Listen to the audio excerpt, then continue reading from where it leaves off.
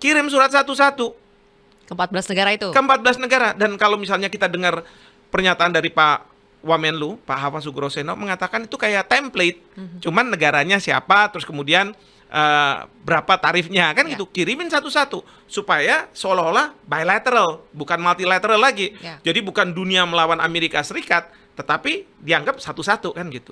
Soal sertifikasi halal, KRIS, kemudian hilirisasi, terus kemudian sertifikat ini, semua itu katanya diminta juga. Lah saya bilang, nggak salah kita ini. Ngomong cuma 32% kok tambah-tambah gitu kan? Tapi kalau dilihat dari suratnya itu, Prof, bukannya sepertinya masih ada ruang negosiasi ya yang diberikan oleh Trump. Makanya Nggak ada. dia mancing supaya kita datang bernegosiasi lagi, bukannya masih ada ruang itu, Prof? Enggak. Enggak. Bacaan surat itu memang bisa dilihat dari dua perspektif. Kan ini 2 minggu sebelum diberlakukan. Sebelum 1 Agustus. Belum 1 Agustus. Berarti kita boleh dong negosiasi. Heeh. Tapi kalau dari pernyataan Trump, beliau mengatakan bahwa saya firm untuk memberlakukan ini. Kalau dunia kompak, ya kita tidak mau menerima tarif-tarif itu, dan ada ketergantungan Amerika Serikat terhadap produk-produk dari kita, berarti yang hurting itu adalah rakyat Amerika. Mereka harus beli palm oil yang lebih mahal, mereka harus beli sneakers itu yang lebih mahal juga, dan lain sebagainya. Nah, yang kedua, pasti Amerika, rakyatnya tidak setuju kan? Marah nggak? Marah. Sehingga apa? Marah, nanti ngomong ke Kongresnya, Kongres bilang ini nggak benar, nah ada proses impeachment. Nah di situ Trump akan khawatir. Artinya Prof ingin bilang sebetulnya Trump itu firm mengenakan tarif itu, dan yang bisa menggagalkannya itu bukan negosiasi yang dilakukan oleh negara-negara yang dikenakan tarif, tapi adalah rakyatnya sendiri, rakyat Amerika sendiri yang bisa menggagalkan itu. Kondisi ekonomi di Amerika yang bisa Mantap. menggagalkan itu. Ini kalau mahasiswa langsung saya kasih A. Ini yang membuat kesimpulan ini keren bener itu kan. Udahlah selesai urusan kita.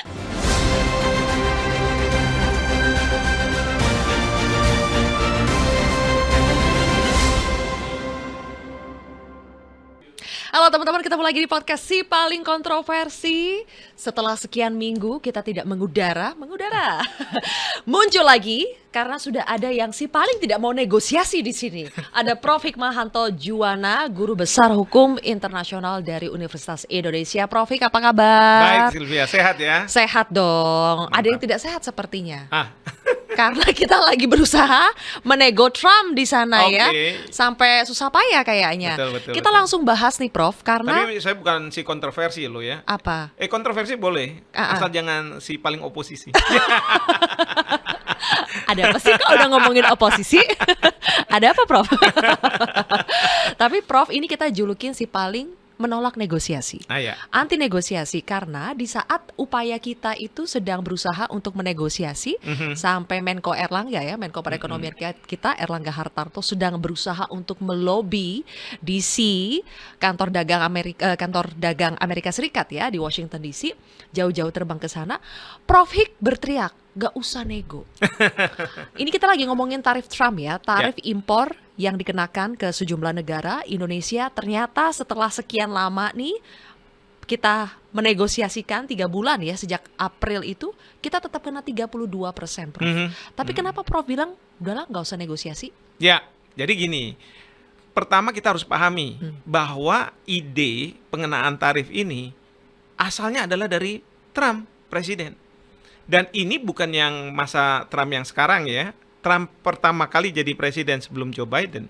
Beliau kan bilang begini, kita ini di Amerika Serikat kehilangan banyak pekerjaan. Ya. Nah, kehilangan banyak pekerjaan ini karena apa? Oh, karena orang-orang Meksiko pada datang ke Amerika Serikat. Mereka illegal immigrants. Ya. Sehingga apa? Waktu itu kebijakannya adalah bangun tembok yang tinggi. Satu. Yang kedua, beliau bilang juga bahwa banyak nih perusahaan-perusahaan Amerika Serikat yang bagus-bagus, yang hebat-hebat, ternyata mereka tidak memproduksi barangnya itu di Amerika Serikat. Kemana mereka memproduksinya? Ke Cina. Karena mungkin dari segi labor lebih kompetitif, kan begitu kan? Sehingga menurut Trump, banyak lapangan pekerjaan Amerika Serikat yang hilang karena ada di Cina. Apa yang terjadi pada waktu itu? Dikenakanlah tarif yang sangat tinggi terhadap Cina. Cina nggak mau. Melawan dia kan, juga main kasih tinggi juga, ya. Sampai kemudian pada masa Joe Biden itu dihapuskan, dibalikin lagi. Ya. Tapi ingat juga pada waktu itu saya masih ingat ya, waktu Trump membuat tarif yang sangat tinggi. Pada waktu itu banyak perusahaan-perusahaan Amerika, mereka mikir nih harus cari tempat lain. Kalau enggak saya kena tarif yang tinggi dari Trump. Sehingga carinya kemana? Salah satu sebenarnya Indonesia. Nah tapi masalahnya di Indonesia tuh katanya ribet, banyak pungli, aturannya tumpang tindih. Dan ingat pada waktu itu Pak Jokowi membuat undang-undang Citaker. Idenya adalah untuk menangkap tuh investor-investor itu. Tapi karena undang-undang Citaker juga nggak jalan-jalan, di MK kan dan lain sebagainya. Akhirnya apa? Mereka lari ke Vietnam. Ya, jadi ide ini adalah dari Presiden Trump. Dan kemudian pada waktu Trump yang kedua, dia bilang saya akan kenakan. Tapi sekarang nggak cuma Cina saja. Terhadap negara-negara yang defisit perdagangan dengan Amerika, mereka surplus. Semua akan saya lihat dan akan saya kenakan tarif. Nah, idenya sebenarnya adalah agar perusahaan-perusahaan Amerika itu balik ke Amerika.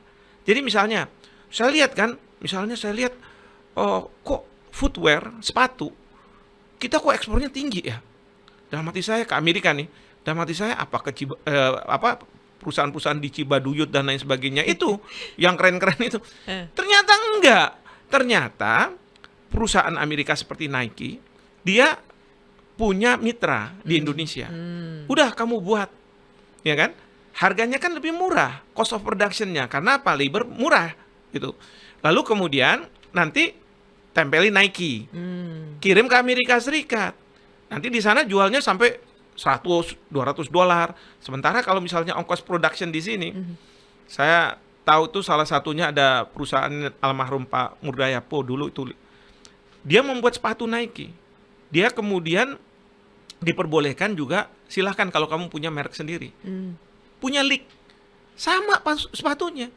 Tapi kalau Nike, harganya katakanlah sampai 1,5 juta, ini cuman ya 600.000. Setengahnya. Ya kan? Nah makanya jangan heran juga pada waktu pengenaan Trump tarif ke banyak negara, kan Cina ada salah satu YouTubernya atau apalah begitu yang bilang bahwa itu tas-tas yang dari luar negeri itu sebenarnya murah nih, harganya gini-gini dan sebagainya. Ya karena negara di Amerika Serikat itu pelaku-pelaku usahanya dia bisa dapat untung besar karena masalah intellectual property rights. Ya, dari merek dan lain sebagainya. Tetapi tidak perlu mereka bekerja, dan kemudian juga dari software dan lain sebagainya. Dan selain industri pertahanan. Jadi, saya melihat pada waktu Trump mengenakan itu, dia kan umumkan semua sekian persen. Udah langsung kemudian banyak bereaksi kan, termasuk kita Indonesia minta untuk bertemu. Karena Trump idenya adalah begini, kalau dia kenakan tarif, maka itu negara-negara akan datang ke saya. Dan dia akan minta, tolong, pangsa pasar kamu kan sangat bagus, udahlah kita negosiasi. Itu idenya Trump. Sejauh ini berhasil ya idenya Trump ya? Berhasil dong, banyak negara, termasuk Indonesia kita kan. Kita masuk gitu kan, minta tolong, jangan dikenakan. Nanti kita mikirkan bagaimana lapangan pekerjaan kita. Karena kalau misalnya kita kena sekian persen, maka ongkos produksi akan mahal. Padahal at the end of the day, katanya kalau saya nggak salah ekonom Amerika ya, Jeffrey Sachs itu mengatakan bahwa at the end of the day itu rakyat Amerika yang bayar tuh sebenarnya. Maka pada waktu Trump mengatakan pada tanggal, saya lupa ya, pada waktu itu akan diberlakukan, langsung dia post 90 hari. Kenapa? Rakyat nggak mau, rakyat Amerika. Kedua, para bursa, pelaku bisnis yang di bursa, marah juga dengan kebijakan seperti itu. Akhirnya bursa anjlok. Nah, setelah itu Trump bilang, oke, kita tunda dulu sampai 90 hari. Ya kan? Nah, 90 hari ini kan dalam waktu 1 Agustus ini, dalam waktu dekat ini. Lalu caranya Trump sekarang, dia bilang, udah saya nggak usah secara keseluruhan. Karena kalau keseluruhan, khawatirnya dia, seperti Cina kan melawan, Uni Eropa melawan, Kanada melawan. Kalau mereka melawan semua, kerepotan kita juga, karena rakyatnya yang harus bayar mahal. Sekarang gini, saya buat divide et impera. Kirim surat satu-satu Ke 14 negara itu. ke 14 negara. Dan kalau misalnya kita dengar pernyataan dari Pak Wamenlu, Pak Hava Sugroseno mengatakan itu kayak template. Cuman negaranya siapa, terus kemudian berapa tarifnya, kan Ya. gitu. Kirimin satu-satu supaya seolah-olah bilateral, bukan multilateral lagi. Ya. Jadi bukan dunia melawan Amerika Serikat, tetapi dianggap satu-satu kan gitu. Nah, sudah dibuat dan nggak fairnya juga apa? Surat secara resmi disampaikan kepada Bapak Presiden, tapi sudah dimunculkan di sosial medianya Trump. Terus sosialnya, ya. Iya kan, terus orang kan bilang, ini beneran atau enggak sih? Ini jangan-jangan cuman ancaman Trump. Untuk apa? Datang, negosiasi. Nah ini yang kemudian saya mengatakan, udahlah nggak usah. Kenapa? Pada waktu kita negosiasi pertama, kita juga harus paham ya. Jadi tadi saya katakan, tarif itu kan idenya Trump. Nah, Indonesia kalau bicara soal perdagangan, kita bertemunya itu nggak langsung sama presiden sebenarnya, presiden Amerika Serikat, tapi sama yang namanya USTR, United States dagangnya ya. Trade Representative, kantor dagangnya. Ya. Dan kantor dagangnya ini sudah punya banyak masalah sama kita Indonesia. Misalnya, gara-gara masalah penegakan hukum terkait dengan kekayaan intelektual di negaramu nggak beres-beres. Ini banyak nih pelaku-pelaku usaha saya yang pendapatannya itu berkurang. Karena apa? Banyak bajakan-bajakan. Karena kalau bajakan itu kan uangnya masuk ke kantongnya si pembajak, bukan si pelaku usahanya. Jadi kayak mungkin Bill Gates gitu ya, ada Microsoft. Populer nggak di Indonesia? Populer. Pendapatannya gimana? Populer juga? Enggak. Justru anjlok. Karena apa? Pembajak. Nah itu satu. Terus kemudian berkaitan dengan hilirisasi. Ya, mereka nggak suka hilirisasi itu. Mereka maunya ya sudah kirim aja. Kita beli gitu ya. Silahkan nanti di negara mereka atau di negara Baru tertentu. mereka olah. Baru mereka olah. Mereka nggak suka. Sertifikasi halal. Mereka juga nggak suka. Dengan adanya sertifikasi halal itu dianggap sebagai menghambat barang-barang itu masuk ke Indonesia. Padahal pemerintah ini kenapa ada sertifikasi halal? Maksudnya adalah kita ini mayoritas Muslim. Harusnya kan ada sertifikasi halal. Jangankan di Indonesia, di Singapura, di Malaysia yang penduduknya cuma sedikit. Itu yang namanya makanan halal dan tidak halal, piringnya aja itu dipisah, nggak boleh sama. Masa di Indonesia nggak boleh kita punya kayak seperti itu? Dan itu mau dicampuri sama USTR Itu yang Prof. USTR bilang ini bermasalah. Saya nggak suka kayak beginian. Termasuk kris kita ya, waktu salah itu satu sempat lagi yang dipersoalkan. kris kita. Pembayaran kris. Iya, karena apa? Orang nggak pakai kredit card. Sekarang langsung pakai kris, langsung celek gitu kan. Udah kredit card kan udah nggak pakai lagi. Nah, jadi si USTR ini kelihatannya menunggangi negosiasi tarif yang Trump buat. Ya 32%. Iya, itu. makanya waktu Pak Erlangga kembali, beliau mengatakan, oh ya ada kenaikan 47% lagi katanya. Yang kedua, ini soal sertifikasi halal, kris, kemudian hilirisasi, terus kemudian sertifikat ini, semua itu katanya diminta juga. Lah saya bilang, nggak salah kita ini. Ngomong cuma 32% kok tambah-tambah gitu kan. Nah sehingga waktu kemarin di Brazil ada pemberitaan bahwa Pak Menko Perekonomian akan ke Amerika Serikat. Saya dalam hati saya ngapain?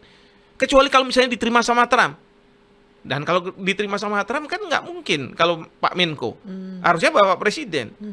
Nah, nanti kalau Bapak Presiden diterima di sana, dibuka di depan wartawan, berdebat lah kayak Zelensky, kayak apa dalam hati saya kan? Iya. Nah, ternyata benar. Sekarang ini ada berita bahwa Pak Menko diterima oleh USTR, pimpinannya, sama Secretary of Commerce. Ya, masalah perdagangan. Lah, dalam hati saya, buat apa ke sana itu kalau kayak ketemu sama beliau-beliau itu? Nah, berarti Prof bilangnya itu nggak usah negosiasi karena kita tidak ketemu dengan orang yang tepat, Ya. atau karena emang negosiasinya itu tidak dibutuhkan sama sekali? Nggak dibutuhkan. Karena begini, saya yakin bahwa Trump nggak mau berbalik, ya. Karena saya lihat pernyataan Trump, dia mengatakan bahwa saya firm untuk menerapkan 1 Agustus 2025 tarif-tarif yang ditentukan itu. Firm. Pertanyaan kita, kalau dia sudah ngomong dari mulutnya dia bahwa dia firm, apa kita ketemu sama USTR, pimpinannya USTR? Apa ketemu sama Secretary of Commerce? Ya kan? Kecuali kalau misalnya ide ini mulainya adalah dari Secretary of Commerce atau dari USTR. Oke lah. Tapi ini Trump. Dia bilang pokoknya, saya firm. Lalu saya katakan, Tapi kalau dilihat dari suratnya itu, Prof, bukannya sepertinya masih ada ruang negosiasi ya yang diberikan oleh Trump. Makanya nggak ada. dia mancing supaya kita datang bernegosiasi lagi. Bukannya masih ada ruang itu, Prof? Enggak. Enggak. Bacaan surat itu memang bisa dilihat dari dua perspektif. Kan ini 2 minggu sebelum diberlakukan. Sebelum 1 Agustus. Belum 1 Agustus. Berarti kita boleh dong negosiasi. Uh-uh. Tapi kalau dari pernyataan Trump, beliau mengatakan bahwa saya firm untuk memberlakukan ini. Artinya dia tahu bahwa kemarin kan dia kasih pos 90 hari. Sekarang udah firm. Udah akan diberlakukan. Kalau coba baca suratnya, saya lihat kamu Presiden Prabowo begini. Tapi saya juga tahu bahwa market Amerika Serikat sangat besar dan lain sebagainya. Dengan mohon maaf, saya harus terapkan ini. Dan lihat di last paragraph. Last paragrafnya itu dia bilang begini. Tapi kalau kamu, perusahaan-perusahaan kamu mau datang ke saya akan terima. Saya akan fasilitasi, saya akan lakukan secara cepat. Apa itu artinya? Artinya bagi Trump di kepalanya dia adalah bagaimana lapangan pekerjaan di Amerika Serikat itu dibuka. Iya. Bukan masalah kita negosiasi. Kalau misalnya negosiasi, ya terus so what gitu. Apa kemudian dengan turunnya tarif gitu ya, apakah perusahaan-perusahaan Amerika yang ada di Indonesia ini akan berbalik ke Amerika Serikat? Enggak. Karena menurut saya, ide dari Trump yang waktu jabatan pertama adalah bagaimana membuka lapangan pekerjaan di Amerika Serikat. Dengan cara mengenakan tarif yang tinggi, harapannya dia adalah kembali. Kan ingat nggak iPhone Cina? Dikenakan tarif tinggi kan? iPhone tuh udah ketar-ketir. Waduh, gimana dong jual pasarnya di Amerika kok? Akhirnya dia punya ide, udah gini aja. Waktu itu India belum kena, lempar aja ke India. Dari India nanti kirim ke Amerika Serikat. Nah itu, kita juga terus terang, banyak nih barang-barang dibuat di Taiwan, dibuat di Cina, yang kemudian terutama tekstil ya, dia pergi ke Indonesia, seolah-olah kayak jual beli sertifikat of origin itu, seolah-olah buatan Indonesia dikirim ke Amerika Serikat. Itu yang kemudian membuat, ya kalau misalnya barang-barang ini dijual di Amerika Serikat mungkin murah. Ya Indonesia kita dapat broker fee-nya aja ya untuk sertifikat. Tapi kan semuanya itu dari Cina, dari Taiwan. Ya kan? Dan penduduk Amerika Serikat kan, mohon maaf, nggak seperti kelas menengahnya zaman dulu. Kelas menengahnya sekarang justru turun. Nah sehingga apa? Mereka pasti akan memilih barang-barang yang tanda kutip yang kompetitif lah harganya, yang nggak mahal-mahal. Ya mereka juga mau barang murah ya. Betul sekali. Nah, Tapi Prof, kan ada syarat ya. Katanya kita bisa bebas dari tarif kalau misalnya kita bangun pabrik di sana. Benar kan? Kalau misalnya kita negosiasi, oh ya saya akan bangun pabrik dan lain sebagainya, lapangan pekerjaan terbuka. Oh ya, kita nolkan, misalnya begitu kan? Jadi the issue is ultimate not about goal-nya tarif. itu sebenarnya. Iya, ultimate goal-nya itu adalah bagaimana make America great again itu to open up more employment di Amerika Serikat. Jadi kalau misalnya sekarang negosiasi buat apa? Justru, mohon maaf, di mata rakyat Indonesia, orang akan mengatakan presiden kita ini keras sekali. Kita thousands friends, zero enemy. Tapi kan beliau waktu ketemu sama Joe Biden, waktu itu ada kaitan dengan 9 line. Beliau mengatakan sendiri, Bapak Prabowo, waktu di istilahnya doorstep ya. Doorstop. Dia mengatakan apa? Kita akan kerja sama siapapun, asal jangan ganggu kedaulatan kita, hak berdaulat kita. Ini kan udah mengganggu kedaulatan kita. Kenapa sertifikasi halal nggak boleh? Kayak didikte kenapa gitu ya, Prof? Lah itu makanya itu. Kita kan nggak mau. Ini negara-negara besar. Masa Bapak Presiden keras kayak begitu, tetapi menteri-menterinya kayak begitu? Aneh menurut saya. Belum lagi ya, pada waktu BRICS, Trump udah bilang, pokoknya semua anggota BRICS, siapa yang terlibat dalam BRICS, saya kenakan tambahan 10%. Tambahan, iya. Gimana mau negosiasi sekarang saya tanya? Dan Presiden Lula pada penutupan mengatakan bahwa kita jangan sampai mau didikte oleh negara-negara tertentu. Amerika sebenarnya, Bapak Presiden bilang nih dalam forum joint statement pada waktu bertemu dengan Presiden Lula setelah BRICS, acara BRICS itu, beliau mengatakan we have common misalnya view, we have common similarities ya, pokoknya banyak yang semua sama gitu kan. Nah sekarang kalau Bapak Presiden ngomong keras kayak begitu, tiba-tiba Bapak Menko datang ke Amerika Serikat, nyembah-nyembah, ngemis-ngemis, buat apa saya bilang? Sabar, Prof. Terbawa emosi. Sabar, Prof. Tapi gini, Prof. Apakah kita sudah siap? Misalnya nih, kita tidak melakukan negosiasi. Apakah kita siap kehilangan ekspor kita itu kan ke Amerika kedua terbesar ya setelah kita ekspor ke China. Tapi meskipun memang kalau dalam PDB itu hanya 10% dari PDB kita. Apakah kita siap kehilangan 10% itu kemudian mencari pangsa pasar baru untuk ekspor? Kita sudah siap, kita mampu tidak melakukan itu? Atau kita sebetulnya belum ready juga? Oke, 2 jawaban saya. Pertama, katakanlah Amerika Serikat sangat bergantung pada palm oil. Dan negara terbesar yang bisa memasok palm oil itu adalah Indonesia dengan Malaysia. Dan saya lihat Indonesia Malaysia ya more or less hampir sama lah, 32%-an gitu kan. Sekarang bayangkan, kalau misalnya memasukkan dengan tarif yang kena 32%, sekarang pertanyaan saya siapa yang bayar? Ya kan? Kebutuhan masih tetap ada. Artinya apa? Lapangan pekerjaan di Indonesia nggak akan tertutup. Betul kan? Karena kebutuhan demand-nya itu ada, kecuali Amerika Serikat bisa ketemu sama negara tertentu yang memang juga setara dengan Indonesia ataupun Malaysia dalam memasok palm oil. Terus kemudian dia bisa lebih murah gitu ya. Oke. Tapi kalau misalnya dia tidak, lapangan pekerjaan di Indonesia masih tetap. Yang jadi masalah adalah rakyat Amerika harus membayar lebih mahal karena adanya tarif ini. Sepanjang di antara Indonesia dengan Malaysia, kita tidak berseteru. Saking paniknya, wah saya udah turunin aja 20%. Malaysia bilang, enggak saya 15%. Wah saya turunin lagi. Ini kan divide et impera kalau misalnya seperti itu. Itu ya, jawaban saya yang Berarti pertama. syaratnya kita harus kompak juga dengan Harus negara kompak. yang Maka menghasilkan saya bilang, komoditas kita yang buat diperlukan aja Amerika. Iya kita buat koalisi. Maka kesalahan Trump yang pertama itu adalah dia mengumumkan ke semua. Maka saya katakan itu dunia melawan Amerika Serikat. Ya kan? Ini kan bukan masalah bilateral gitu. Kalau misalnya satu Indonesia dengan Amerika Serikat kita, oke lah saya negosiasi setuju, top. Tapi ini kan melawan dunia. Kalau dunia kompak, ya kita tidak mau menerima tarif-tarif itu dan ada ketergantungan Amerika Serikat terhadap produk-produk dari kita, berarti yang hurting itu adalah rakyat Amerika. Mereka harus beli palm oil yang lebih mahal, mereka harus beli sneakers itu yang lebih mahal juga, dan lain sebagainya. Nah, yang kedua, pasti Amerika rakyatnya tidak setuju kan? Marah nggak? Marah. Sehingga apa? Marah, nanti ngomong ke Kongresnya, Kongres bilang ini nggak benar, nah ada proses impeachment. Nah di situ Trump akan khawatir.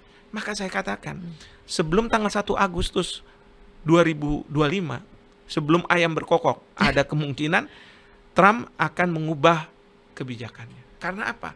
Dia sangat takut dengan rakyat yang sudah mulai tidak puas, membuat mahal dan lain sebagainya, lalu kemudian menyuarakan ke Kongresnya, dan kemudian yang paling ngeri lagi si Presiden Trump ini adalah kalau bursa sudah menghajar dia. Kalau bursa sudah menghajar dia, karena gini, kelas menengah ke atas Amerika Serikat, kalau dia punya uang, dia itu menanamkan uangnya itu ke bursa. Ya. Nah kalau bursanya jatuh, kan yang dimarahin adalah Trump.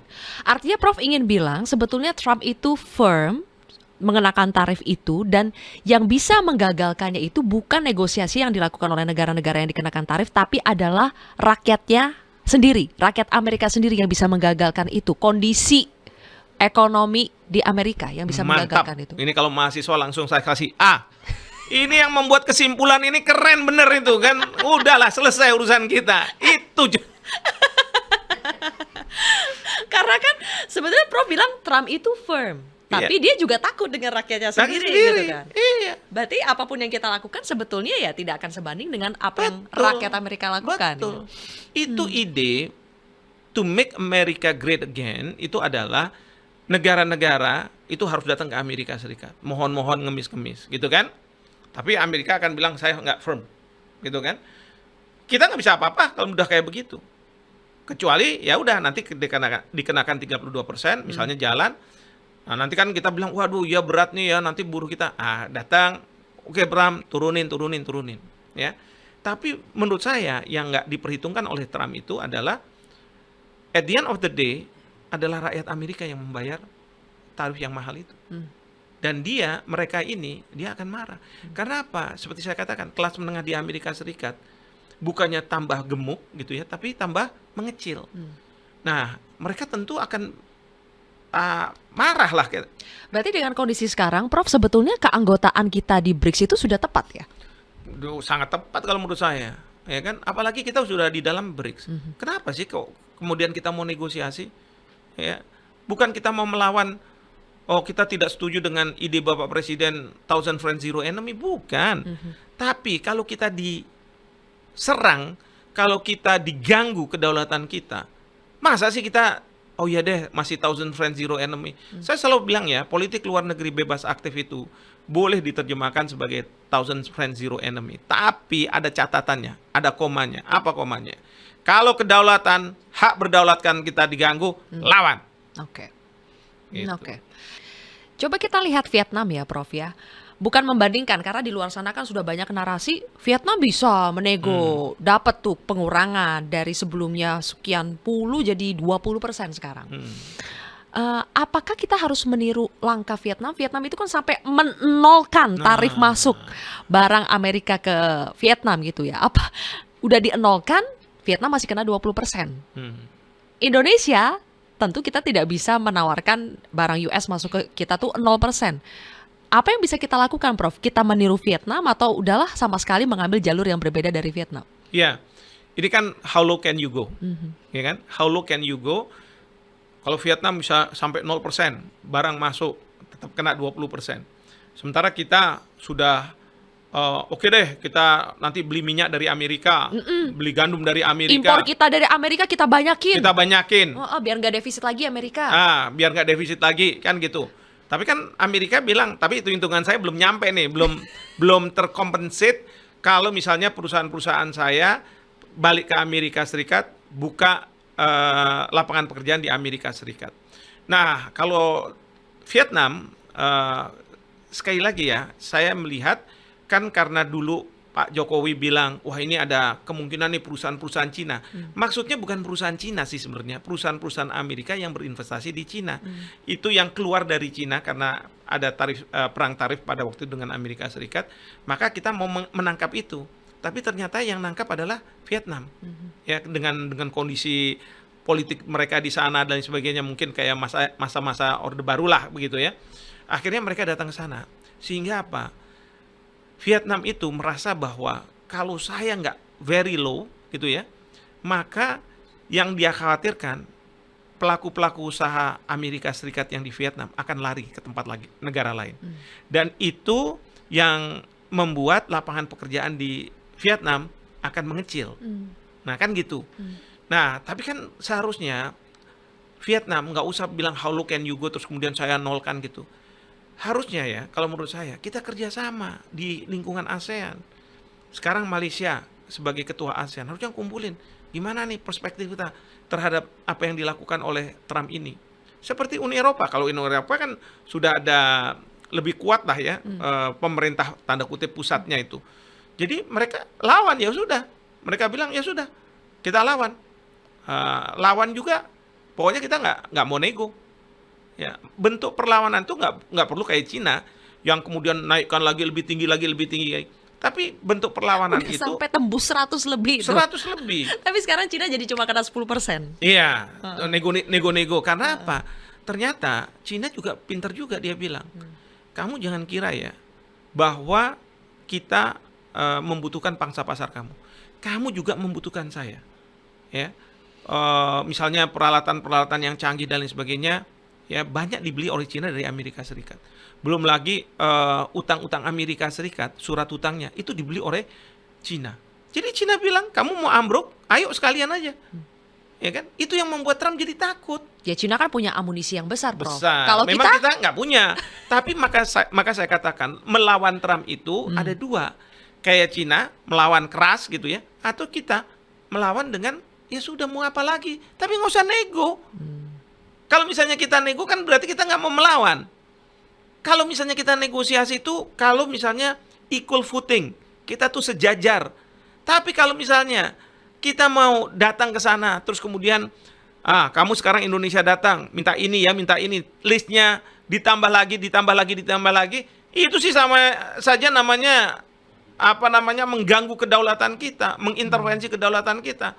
Udah aja jadiin negara ke-52 Amerika Serikat kalau kayak begitu jadinya.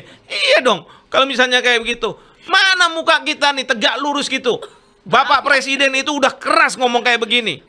Ya kenapa sih para menteri itu tidak bisa punya cara berpikir kayak Bapak Presiden? Ini kan Bapak Presiden selalu bilang dalam bukunya Paradoks Indonesia. Paradoks. Kita ini kaya, kita ini punya ini dan sebagainya, tapi ini kita nggak berani. Sekarang nih Bapak Presiden ketemu sama kepala pemerintahan, kepala negara, enak tinggal telepon.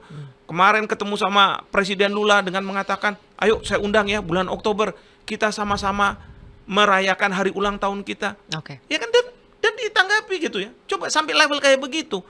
Tapi namanya menteri-menteri kayak mikirnya udah panik aja dan lain sebagainya. Ini batuk-batuk nih, Prof. Di Washington DC batuk-batuk nih nanti. Mohon maaf, Pak. Mohon maaf. Saya nggak oposisi, saya agak kontroversi. Agak kontroversi dan anti negosiasi. Oke, kita pindah topik ya, Prof. Tapi masih seputar Trump karena baru-baru ini Netanyahu itu menominasikan Trump sebagai penerima Nobel perdamaian. Itu gimana, Prof? Itu sesuatu yang lucu atau bagaimana, Prof? Kalau menurut saya ya lucu dan aneh. Karena begini, waktu Israel menyerang Iran, kan sebenarnya Amerika Serikat ada di belakang serangan itu. Saya nggak yakin nih kalau misalnya Amerika Serikat tidak ada di belakang Israel, Israel langsung menyerang. Karena apa? Yang namanya negara-negara Timur Tengah, walaupun mereka punya hubungan diplomatik dengan Israel, ya, punya hubungan baik dengan Amerika Serikat, pasti akan berada di belakang Iran. Mau mazhabnya ini dan lain sebagainya, semua akan berada di belakangnya Iran. Kalau Israel langsung menyerang tanpa ada dukungan dari Amerika Serikat. Jadi serangan ke Amerika Serikat itu dapat restu dari Trump. Nah, pada waktu serangan ke Irannya dapat restu dari Trump. Israel serangan ke Iran itu sudah dapat restu dari Trump. Nah, pada waktu Iran membalas, langsung Perdana Menteri Netanyahu sekarang tinggal terserah Amerika Serikat. Karena dugaan saya mereka sudah punya perjanjian yang disebut sebagai security arrangement yang mengatakan kalau misalnya negara kamu diserang, maka itu serangan terhadap saya. Dan sebaliknya. Maka Trump waktu itu kan juga berada di belakang Israel. Walaupun beliau mengatakan, ya 2 minggu lagi baru saya akan tentukan. Tapi beberapa hari setelah itu langsung dibom kan? Artinya apa? Trump itu adalah pihak dalam perang antara Israel dengan Iran. Dia ikutan sebenarnya. Tapi setelah Iran menyerang Amerika Serikat, pangkalan militernya, menyerang dengan mengatakan bahwa kita sekarang ke Rusia dan Rusia mengatakan ini pelanggaran hukum internasional. Jadi membuat Trump agak khawatir. Belum lagi Selat Hormuz ada wacana mau ditutup. Langsung Trump beralih tuh dari yang tadinya di belakangnya Israel. Langsung dia bilang, saya mau jadi peace broker. Ya kan? Peace broker. Saya bilang nggak salah nih. Ini sih cerita kalau misalnya Trump itu dikerasin, dilawan, maka dia akan mundur. Dan dia harus cari kalau helikopter ya landingnya tuh yang enak gitu. Smooth landing ya. Smooth landing. Jadi dalam kaitan dengan perang Israel Iran, dia smooth landing dengan mengatakan I'm a peace broker. Lalu di situ kemudian Netanyahu pada satu jamuan mengatakan, Trump, kami ini Wah, diserahkan kan? diserahkan. Wah, terus I'm very happy gitu, kayak coming from you begini-begini. Dalam hati saya nggak salah nih. Kalau misalnya coming from Iran, yalah very honored gitu ya. Tapi kalau dari Israel, orang dulu dia tadinya di belakang, kemudian sekarang ini. Jadi Trump itu seperti ya menjalankan pemerintahan seperti pelaku bisnis. Dan pelaku bisnis itu biasanya suka resiko, seperti pemain kartu, ya kan? Jadi kalau dia bilang saya buat nih cedet, gitu kan, buat kartunya yang kelihatannya bagus, ngancem gitu kan, nanti dia lihat lawannya, gimana reaksinya.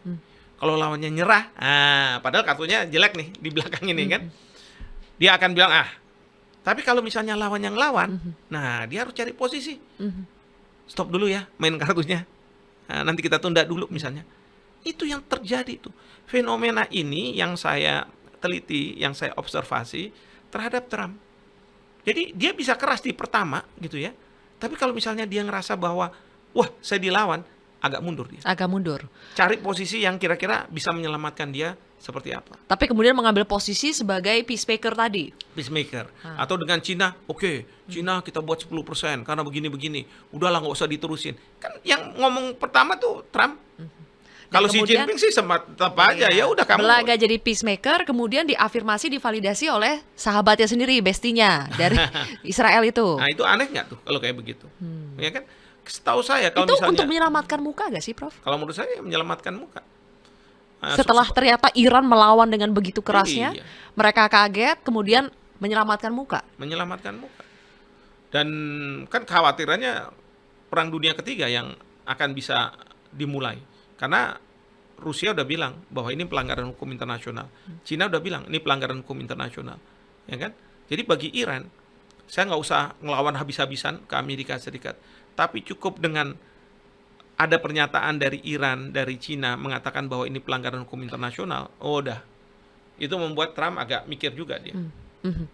Terus sekarang kan mereka dalam negosiasi untuk lagi-lagi ya, Trump mengambil posisi menjadi mediator antara Hamas dengan Zionis Israel ini, dan muncul lagi harapan supaya ada gencatan senjata. 60 hari yang ditawarkan, proposalnya 60 hari. Kalau Hamas maunya pasti permanen. Akan terwujud tidak, Prof? Gencatan senjata itu? Tergantung sama Israel. Karena Israel bilang gini, pokoknya misalnya tanggal berapa ditentukan, ya saya akan serang terus. Saya akan serang terus. Karena kalau Perdana Menteri Netanyahu bilang katanya, tinggal segini lagi. Dan sudah banyak teman-teman yang membantu. Karena dalam pemikiran dari Netanyahu, Gaza itu harus dikosongkan dari rakyat Palestina. Bahkan dia mengatakan, itu tahu nggak, Gaza itu kayak open prison. Penjara yang terbuka. Nggak ada jeruji. Nah, kalau Anda di penjara, Anda kan mau bebas keluar. Kami nih Israel, silakan kamu bebaskan. Bahkan sekarang Netanyahu bilang, you know, every person needs to have a choice, katanya. It is for them to choose. Kita nggak akan serang, kita nggak akan ini. It is them to choose. Apakah they want to stay in Gaza, or dia keluar dari Gaza. Memang nggak diserang, tapi makanan nggak disampaikan, listrik nggak ada. Ya pastilah, kalau kita orang yang biasa gitu ya, pasti kita maunya keluar dong dari situ, ya kan? Nah, jadi idenya adalah sekali lagi masalah Palestina dengan Israel itu masalah tanah, ya kan? Nah, tanah ini mau dikuasai oleh Netanyahu, sehingga apa? Pertama, tidak ada lagi serangan-serangan yang datang dari Gaza, karena Hamas sudah nggak ada, rakyat Palestina udah nggak ada. Yang ada sekarang yang nomor 2, para settlers, orang-orang Yahudi dari berbagai negara diundang ke Israel, jadi warga negara Israel, mereka punya double citizen, lalu kemudian nanti akan ditaruh di Gaza. Dan menurut Netanyahu mengatakan, put in your mind bahwa that is your land. Nah, kayak begitu. Jadi kalau misalnya seperti itu, ide two-state solution nggak akan terwujud. Gencatan senjata terwujud, tapi dengan catatan orang di Gaza Sudah hilang semua, orang-orang Palestina di Gaza sudah hilang semua, digantikan oleh dari Israel. Iyalah, kalau seperti kayak begitu pasti gencatan senjata, nggak mungkin diserang lagi kan. Jadi melihat masalah geopolitik ini nggak boleh naif. Ya, kita harus lihat karakter dari pemimpinnya. Jangan kemudian kita kan sering lihat, oh ini Israel. Israel sendiri mungkin saja ada pemimpinnya, terutama dari oposisi, yang tidak sependapat dengan cara Netanyahu menyelesaikan Gaza. Seperti itu. Jadi apa yang bisa dilakukan PBB, masyarakat internasional, Prof? Sudah terlalu lama seperti kita melihat penderitaan yang terjadi di Gaza. Terang-terangan genosida terjadi setiap harinya, hambatan logistik, hambatan bantuan, semuanya terjadi kepada mereka sampai mereka tidak punya pilihan, sekarang perlahan-lahan mati karena kelaparan. Sebetulnya jeritan kita ingin membebaskan warga Gaza dari penderitaan itu sudah di banyak suara-suara yang dikemukakan. Tapi kenapa tidak mempan sampai sekarang? Apalagi yang bisa dilakukan oleh masyarakat internasional? Ya, yang pasti kalau PBB nggak mempan. Kalau negara yang melakukan, apalagi dia menggunakan kekerasan, juga tidak akan bisa. Ya, tidak akan mampulah kalau Amerika Serikat masih belakang Israel. Jadi satu-satunya cara menurut saya adalah jangan musuhi rakyat Israel. Jangan musuhi rakyat Amerika Serikat. Kita rakyat Indonesia, rakyat dunia, kalau kita bilang bahwa ini jeritan, kita sampaikan kepada rakyat Israel, rakyat Amerika. Untuk apa? Untuk mereka melakukan proses ketatanegaraan di negara mereka. Pastikan bahwa yang memimpin sekarang ini harus diturunkan. Iya kan? Sama kan sama Trump, takut juga masalah tarif ini. Kalau rakyat yang kemudian berbicara, dia bilang, oke, terusin nih, impeachment. Ya, harus di-impeach. Terus kemudian rakyat ingin mengganti presidennya dan lain sebagainya. Itu yang bisa menyelesaikan satu-satunya cara. Jadi politik dalam negara itu yang harus menurunkan pemimpinnya. Nah sekarang ini masalahnya kalau misalnya di Israel mungkin mereka diembargo ya informasi-informasi yang masuk. Nah kita harus bisa lewat sosial media dan lain sebagainya meyakinkan kepada rakyat Israel, ini loh apa yang sudah dilakukan oleh Israel, oleh tentaramu dan lain sebagainya atas perintah dari Netanyahu. Nah sekarang ini rakyat Israel sebenarnya juga tidak suka juga sama Netanyahu. Karena apa? Membuat mereka tidak selamat. Buktinya mereka diserang sama Iran. Buktinya lagi ketika mereka jalan-jalan ke luar negeri, rakyat di luar negeri mengatakan bahwa saya tidak suka sama Perdana Menterimu, lampiasannya adalah ke mereka. Jadi yang kita perlu dorong itu adalah rakyat Israel. Jangan kemudian kita bilang bahwa ya tapi kan mereka orang Yahudi lawan kita dan lain sebagainya. Bukan. Mereka pun juga ada rasa kemanusiaan kalau diberitahu bahwa ini loh yang mereka lakukan terhadap rakyat di Gaza itu, rakyat Palestina di Gaza. Itu. Kalau begitu Prof, kita terus ya berharap jangan sampai api perjuangan padam. Kita yang di Indonesia meskipun kita jauh di sini, kita tidak punya hubungan diplomatik ya dengan Israel, tapi kita terus bersuara untuk membantu warga Gaza yang ada di Palestina dari hal-hal terkecil. Lewat sosial media saya mau bilang juga, aksi boykot juga bisa ya Prof? Boleh aksi boykot dan lain sebagainya, tapi juga harus dilihat jangan sampai kemudian tenaga kerja di Indonesia yang terdampak juga ya. Juga yang saya ingin sampaikan bahwa jangan pernah kita padam untuk membantu rakyat Palestina. Karena kalau kita padam, kita bilang udahlah nggak bisa diapa-apakan lagi, lalu kita give up gitu ya. Sebaiknya pembukaan Undang-Undang Dasar itu udah nggak usah dipakai lagi. Karena di situ ada kata-kata bahwa penjajahan di dunia harus dihapuskan dari muka bumi. Jadi kalau misalnya kita bilang kita sudah nggak care lagi, udah nggak ada artinya itu. Kita harus konsisten memperjuangkan hak itu ya. Terima kasih Prof Hikmahanto Juwana. Mohon maaf menggelora. Menggelora sekali. Oke. Terima kasih Prof, sehat selalu ya. Sama-sama. Terima kasih sudah ada di Sipaling Kontroversi. Teman-teman, kita jumpa lagi di episode Sipaling Kontroversi berikutnya. Dah.